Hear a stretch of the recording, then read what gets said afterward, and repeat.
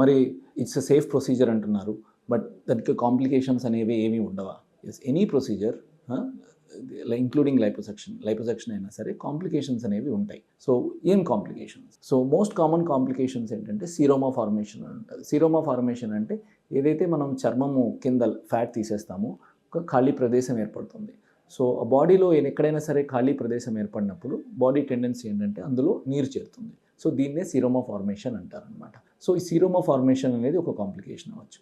అలాగే ఎఖైమోసిస్ అంటే ఒక్కొక్కసారి మనం చర్మం కింద ఫ్యాట్ తీసినప్పుడు కొంచెం చిన్న చిన్న మైక్రో వెజల్స్ ఉంటాయి చర్మం కింద ఉండే వెజల్స్. ఇవి బ్లీడ్ అయ్యి ఎఖైమోసిస్ అంటారు. చర్మం కింద కొంచెం డార్క్ పిగ్మెంటేషన్, డార్క్ కలర్ రావచ్చు అనమాట. దీన్ని ఎఖైమోసిస్ అంటారు. ఇది over the period of time కొంచెం రిజాల్వ్ అయిపోతూ ఉంటుంది.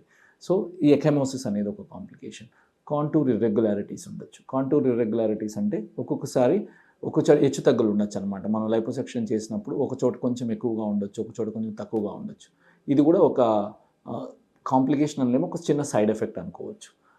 అలాగే కొన్ని మనం కేర్లెస్గా అంటే సరిగా ఎవాల్యుయేట్ చేయకుండా ఉన్నప్పుడు ఒక్కొక్కసారి కాంప్లికేషన్స్ ఏమవుతుంది, ఎస్పెషల్లీ ఇప్పుడు లేటెస్ట్ టెక్నిక్స్ లేజర్ టెక్నిక్స్ వచ్చినప్పుడు ఒక్కొక్కసారి ఎక్స్ట్రీమ్ హీట్ యూస్ చేయడం వల్ల లోపల స్కిన్ బర్న్స్ అయ్యే అవకాశం ఉంటుంది. సో ఇవన్నీ జాగ్రత్తలు తీసుకోవడం వల్ల చాలా వరకు మనము ఈ కాంప్లికేషన్స్ని మనం ప్రివెంట్ చేయొచ్చు అన్నమాట.